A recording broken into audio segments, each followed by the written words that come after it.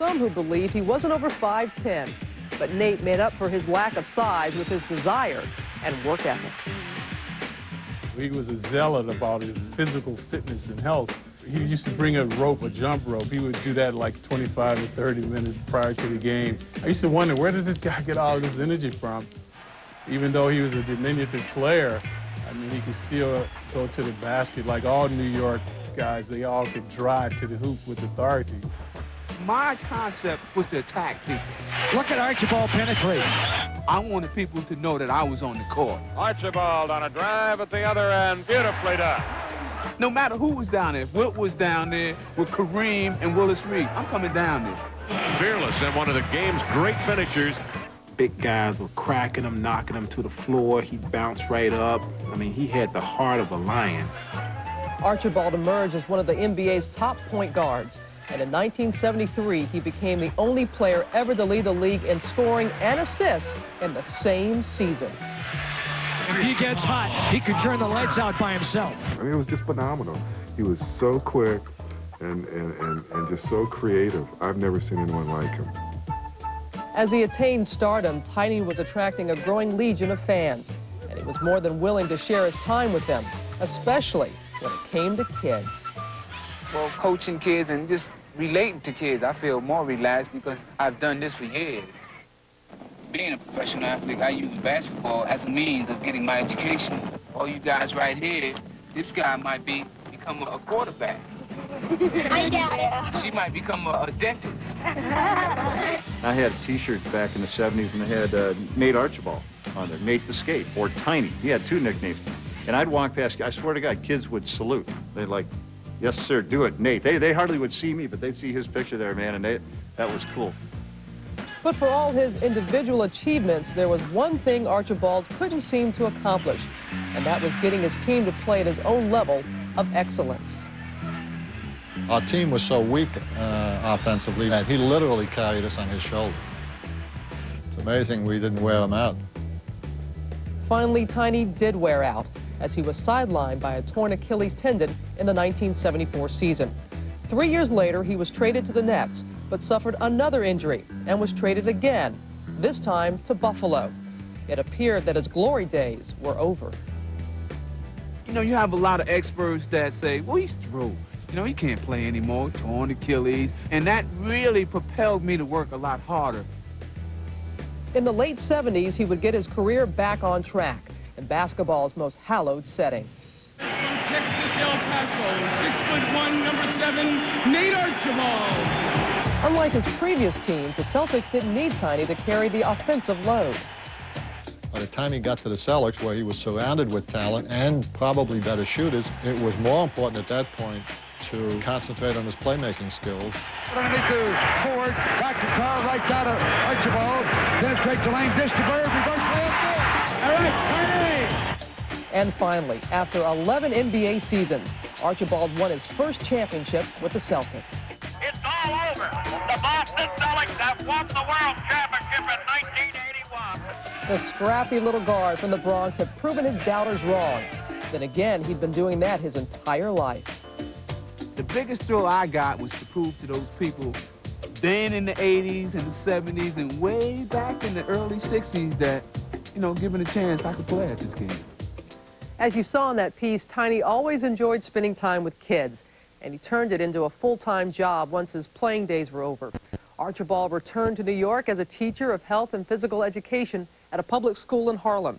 He also used his sports background to help others, becoming athletic director for a city homeless shelter. When we come back, we'll hear from the man himself as Tiny Archibald joins us right here in the studio. Not quite 6, and I'm looking right at you. What is it? What's your 6'1", I'm 6'1". You're 6'1". I got a couple more pounds on me, but I'm 6'1". You know, today it's not that big of a deal. But back in your day, was there a lot of skepticism about, someone your size playing in the NBA? Well, I came from a virtually small school, and I didn't get the, the accolades like, Calvin Murphy, who went to Niagara, Pistol Pete, who went to LSU, who was 6'4", 6'5", Bob Lanier, who went to St. Bonnie, Dave Cowens went to Florida. Those guys went to a bigger forum. I just was, glad that I got a chance to play in the league. And when I first came in, nobody really knew about me. And I think that My mission was to be like those guys that I read about and I saw on TV, and I just, you know, went out, practiced hard, played a lot of basketball, and I was fortunate and lucky to play. Average leader, 1972-73, Nate Archibald, the Kings. That's where Kareem, he had here. And also assists as well. You know, you were leading. So leading in scoring and leading in assists like this. It was just a good feeling, and people always ask me, was it planned? Or, it wasn't planned. I was on a mission, and the mission was to go out and try to win games. Bob Cousy was my coach, and he just said, you know, you have the ball, you do, you know, run the team, score, assist, but we need to win games, and that's what I did. And when at the end of the year, when people said you won the scoring title and the assist title, I said it wasn't a given, it wasn't, you know, pre-done or anything like that. I just wanted to win games and just go out there and have fun. General. In 1981, they were making a run at the title, but standing in their way were the 76ers, which brings us to this week's Airwave Archive. Game 5, Eastern Conference Finals. Philadelphia leads the series 3-1, leads the game by 2 points as we join Dick Stockton and Kevin Lockery. Larry O'Brien, NBA Commissioner, amongst the sellout crowd here at Boston Garden. Bobby Jones will be at the line. Rick Roby's foul was his second. Each side now has 4 team fouls with 6:25 remaining in the first half. So it is probable that he will be in the penalty both ways before this half is over. Kevin, it would have behooved Boston. Of course, they want to win, period. But to win in a breather if they could in this game, expecting a tough one in Philadelphia. What would a close game here mean if they win? I think a breather would be better for Boston because it gives them some team confidence. They really are not strong team confidence-wise right now, even though they talk like they are. But it doesn't seem that they're strong. I think a good win, big win, would really boost their confidence. McHale setting a screen on a switch. Jones was on Tiny. No foul called. They're letting him play this game. Rick Roby at the foul line misses. Richardson going up for a good rebound for the guard. 39-34 or 39-35 Celtics trailing Philadelphia. Hollins, the leading scorer with 10 points for Philly. Bird has 12 for Boston. Irving. Banks it, misses. Roby. McHale releases down court, but so does Philadelphia on defense. Trailing is Roby. Screening for Tiny. Richardson left his feet on a defensive maneuver, and banking it in is Tiny Archibald, and it's a 2-point game again. Sideline.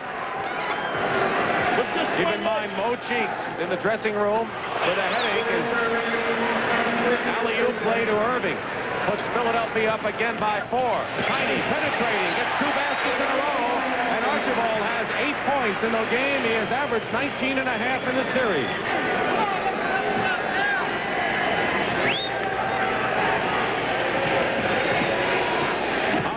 Good reversal direction, and burns Chris Ford. What about Chris Ford's defense? He's not that speedy a guy, but he's tough.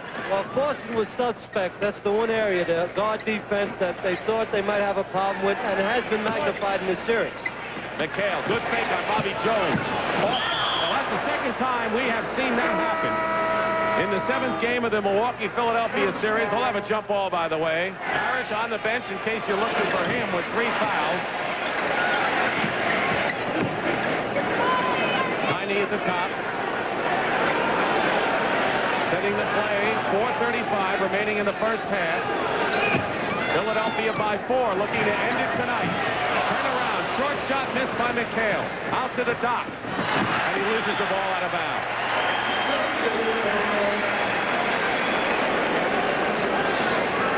Chris Ford gave the Celtics what they needed in the second half Sunday. A little bit too late as far as that game was concerned. Richardson. Tiny picked up by Caldwell Jones. Trapping defense by Philadelphia inside, and Archibald draws the foul. That's good defense by Caldwell Jones to help out, but Tiny took it all the way because of his great individual ability to the basket. When Tiny drives, he always looks for the foul, and he got fouled. Again, we can't repeat too much. Boston is getting the good shots. Phil Fitch has got to be killing himself over there. Layups, easy jump shots. 15-footers aren't going in the basket. There's not much you can do about that. They would have a 10-point lead right now if they were shooting anywhere near what they have done for the playoffs. Exactly right. And if Tiny hadn't hit 6 straight points here, Philadelphia could have a nice lead. Richardson committed the foul, his second. And the penalty, of course. Tiny's superb free throw shooter brings Boston to within 2. Season series wound up deadlocked at 3-3. Keep in mind, last year the Sixers knocked out Boston in 5. Irving over Maxwell, and the basket counts and a foul. 3 fouls now for Maxwell, and Dr. J with 12 points in the game. Robert Parrish, who is struggling in this series, on the bench with 3 fouls, has scored 6 points. I think it's been a difference in the series so far. Parrish has had a great year, but the last 3 ball games has not really been much of a factor for Boston. Bill Fitch said, not getting work from your center is like not having the work from your pitcher. Is the key man on the team. Roby. Caldwell Jones will give him the shot, and Roby reluctantly takes it. Ford knocks it to no one in particular. Philly comes out with it with 3:39 to play. Irving is on the right side. Clint Richardson instead goes to Hollins, pulls up at the baseline, and a loose ball foul, and Caldwell Jones has been over the top all night. Celtics are in more of a struggle than they should be. Exactly right, Dick. You can talk about you run your offense well and you should score points, but when you're 3-1 down in the series, you don't have time to worry about whether they're going to go in. You've got to put the ball in the basket because we do keep score. 14 points for Larry Bird. With Dawkins back in there, as we pointed out, with Steve Mix, 33-year-old veteran from Toledo. Ford is on Hollins. Irving goes low to Dawkins. Lost the ball inside. Bird to Tiny. Here's Larry. Go to the hoop is Bird. And Mix gets the rebound. Richardson playing a strong game, feeding Dr. J. And Clint Richardson is making up for the absence of Mo Cheeks in superb fashion as Irving gives 5 to Clint. 5-point Philadelphia lead. And a very quiet Boston Garden. They gave their Celtics a 2-minute standing ovation before they were introduced. Bird, after Irving overplays, misses the shot. Larry gets his own rebound. Finds Roby, short hopper. They miss. The Celtics can't get the ball in the basket. Finally, Bird has to do it, but it's getting too tough to get him to score. That's a great effort by Larry Bird. Second and third shots, all on sheer hustle. After playing so many minutes in this series, he's just a terrific basketball player. There's the clock to the end of the first half. 3-point lead. Richardson. McHale is guarding Irving. Gives up the dribble to Dawkins. It goes. Darryl Dawkins kind of rolled that up with a back facing the basket. So Philadelphia comes back and gets the points. 5-point lead. Tiny and a stop and go. Spins it up. Wild shot. And now we have some bumping and banging underneath the basket. Philadelphia coming out under 2 minutes to go in the half. And Boston is ragged right now. They're disjointed and disorganized as they trail by 7. And the biggest lead of the game for Philadelphia. Clock remaining in the first half. 20-second timeout called by Fitch.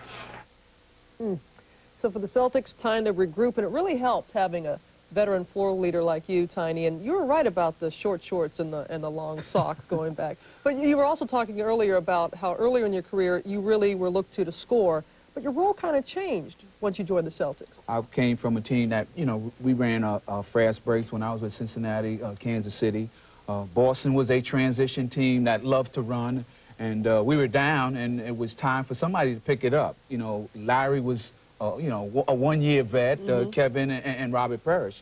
And because those guys, and really none of us had that much playoff experience, it was time for somebody to show their, you know, I call it real, true colors. All right, Nate, it's really fun watching the game with you, and they have really dug themselves into a hole. You're down 3-1.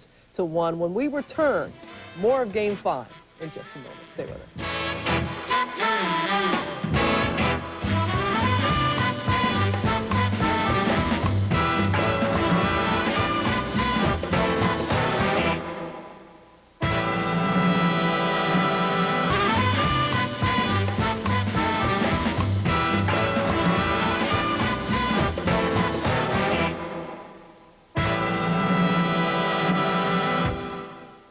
Welcome back to the year 1981 as Tiny Archibald and the Celtics meet the Sixers in the Eastern Conference Finals. Philly has a commanding 3-1 lead, and now they're looking to close things out at Boston Garden. But the Celtics are trying to stage a comeback as we pick up the action midway through the third quarter. 5-point lead for Philadelphia. 7:10 remaining third quarter. Maxwell working on Bobby Jones. Short. Harris fighting for the rebound, but here comes Philly. Hollins. Basket good and a foul. Lionel Hollins. That was a good call by Earl Strom. Tiny got there late. He gets there late. Hollins is already off his feet. Tiny gets there late. 3-point opportunity. A big turnaround right here for Philadelphia to get a chance to increase their lead to 8 points. Each side with 4 team fouls. Archibald has 2 personals, and Hollins, who has 14, trying to add another one right now. Lionel Hollins knows what it's like to play on an NBA title team. He did it with Portland against this Philadelphia outfit, and a great opportunity to get a second championship ring. But they've got to win this series first. They're in the driver's seat. Ford hits the shot. That's what he did on Sunday. 6:40 to go, third quarter. Andrew Toney will enter the game. The scoring machine. Rookie. Hollins, baseline. He's hot. Lionel Hollins. You can see Philadelphia right now. Boston made the run at him. Philadelphia's come right back. They really look confident on the floor right now, Philadelphia. We saw Gerald Henderson come in the game early, but we have not seen him in a while. And McHale, they go with their starters as Larry Bird on a turnaround hits the jump shot. Bird with 22 points. He has averaged 26-8 in the series. We're halfway through this third quarter as Julius Erving misses and Bird rebounds. Boston can come within 4 points with a bucket here. And an offensive foul against Archibald.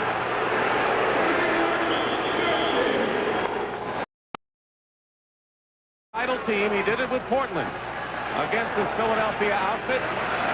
And a great opportunity to get a second championship ring. But they've got to win this series first. They're in the driver's seat. Ford hits the shot. That's what he did on Sunday.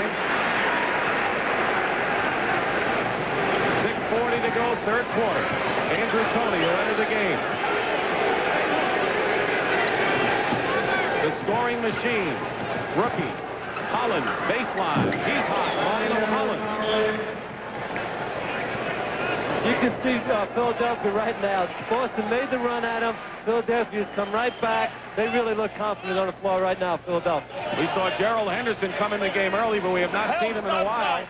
And McHale, they go with their starters as Larry Bird on a turnaround hits the jump shot. Bird with 22 points. He has averaged 26-8 in the series. Halfway through this third quarter as Julius Erving misses and Bird rebounds. Boston can come within 4 points with a bucket here. And an offensive foul against Archibald. The guard comparison becomes very prominent here because if Ford doesn't score, the Celtics are at a disadvantage. They don't have a real sharp defensive guard off the bench. Hollins is playing his heart out in this game, as is Clint Richardson, despite the fact that Mo Cheeks has gone for the game with headaches in the dressing room. Andrew Toney, leading scorer for Philadelphia in this series. Started most of the year at guard before he was replaced by Hollins. They're both in there now. 6-point lead. Erving goes in, it doesn't go. Ford wins the loose ball. Tiny. Just a brief rest in this game. He's a dynamo. 10 seconds on the shot clock. They go into Parrish. Wide open is Tiny Archibald. A 4-point game. 5 minutes and 10 seconds remaining in the third quarter. The Celtics down by 4. They've won so many big ones in this building in the past. Hollins looking inside. Bird, and they say Bird pushed off with his left hand. There's another view of it. There's Bird's left arm on Bobby Jones. I don't think that was a foul. I think it was a good defensive play by Larry Bird on that situation. Jones misses the free throw. Has one more. Julius Erving on the bench. He has scored 19 points. That's what Jones has scored today. Makes one of two. 5-point lead, 5 minutes to go, third quarter. Philadelphia's biggest margin was 10. They had it at the half. Bobby Jones is on Bird. Larry going to work offensively. One-hander baseline. An off-balance play by Larry Bird, who does every aspect of this game as well as you can do. 3-point lead. This is the closest the Celtics have come in a long time. Lionel Hollins is no good. Rebound Parrish and a loose ball foul. So Bobby Jones committed the foul, his third. And Maxwell hits the first free throw. And while Larry Bird has scored 24 points as Darryl Dawkins is on the bench with 4 fouls, he really hasn't had a spurt or an explosion in a segment of time. Well, you can't play the game with foul trouble every night. If you have 4 fouls, you're always going to be playing tentatively. A 1-point game, 73-72.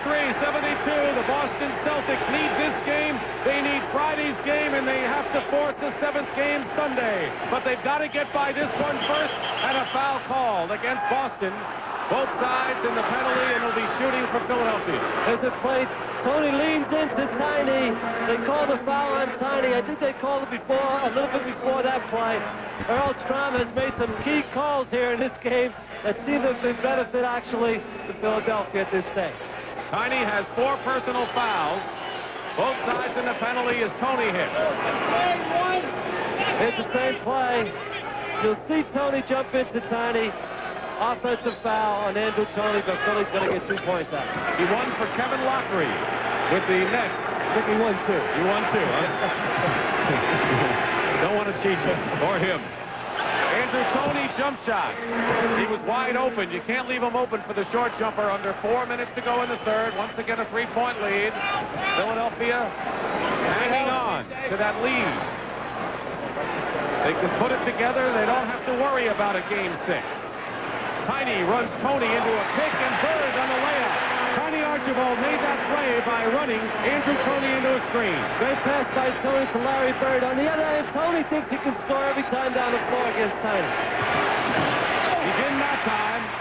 Bird has 26 points. Philadelphia can lose their lead. Boston looking for it, and they've got it. Press forward. And Billy Cunningham wants a time. It's to play fourth quarter. Philadelphia 15 seconds to get the shot off. The Celtics season rides in defense right here. Bird guarding Bobby Jones. And you'll see it unfold. M.L. Carr can't save it. M.L. Carr almost made a great save. He just lost it a little, knocked it out of bounds. Now we have 14 seconds. Philly is taking another timeout. So with that timeout, Philadelphia will inbound, and right now the entire Philadelphia coaching staff, Billy Cunningham talking to Earl Strom, he wants to know why, if the shot clock went from 15 to 14, why didn't the game clock go from 39 to 38? Well, it could be off a little bit. There could be a tick off in the 24-second clock, and it's not actually related to the game clock, but that always seems to happen when you're on the road. Well, I'll tell you another thing, and the point is that sometimes there could be a fraction of a second left on one clock and 9/10 on the other. It may be confusing, but the 39 will probably tick off in a hurry. Bobby Jones, who has the big role here for the inbound pass, how important is it? That's very key. The man taking the ball out of bounds, usually one of the smartest players, and make sure he knows he has timeout. Very key.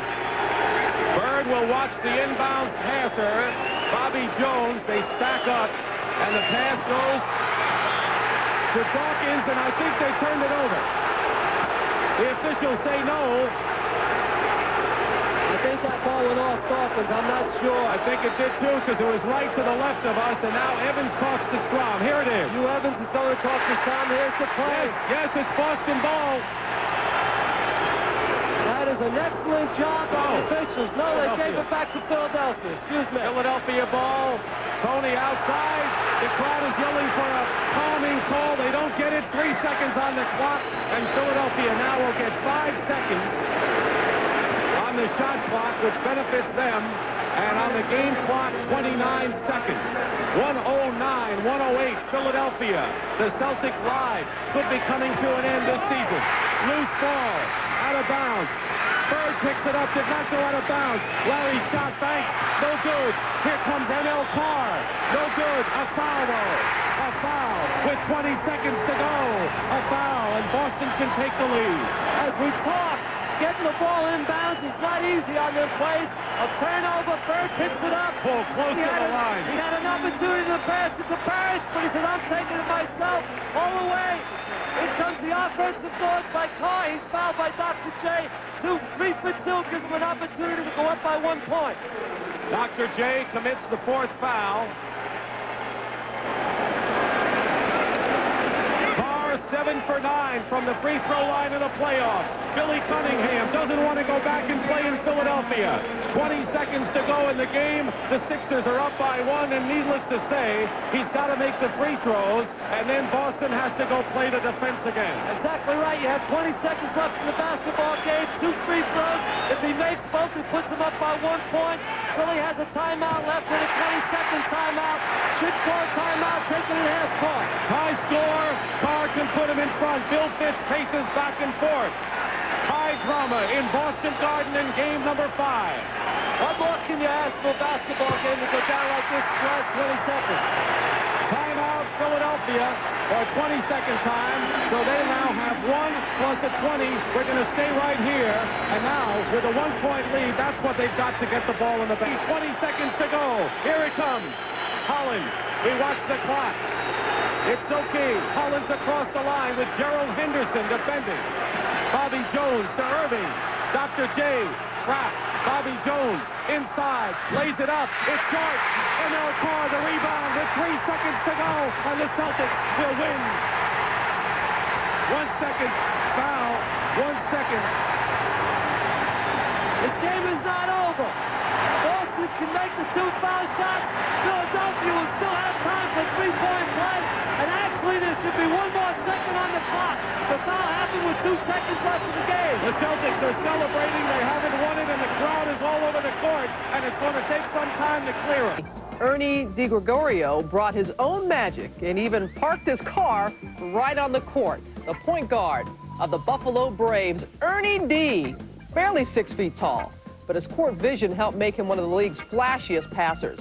Now here's a guy who wasn't exactly a household name, but he made his mark nonetheless. Charlie Criss, just 5'8", but he played 8 NBA seasons, mostly with the Atlanta Hawks, and he helped pave the way for pint-sized players like Spud Webb and Muggsy Bogues. Certain names like Spud and Muggsy just seem to fit smaller players. And here's another one, Bubbles, Robert Bubbles Hawkins. Actually 6'4", but with a name like that, we'll make him an honorary little guy. 6-foot Kevin Porter was a point guard for several teams in the 70s and early 80s. And in 1978, he set a record with 29 assists in 1 game, a record broken 12 years later by Scott Skiles. Finally, talk about a money player. All right, Eric Money. The 6-footer spent most of his career with the Pistons, and though he was one of the league's shortest players, his socks were among the highest. But is there anyone like Tiny in today's NBA?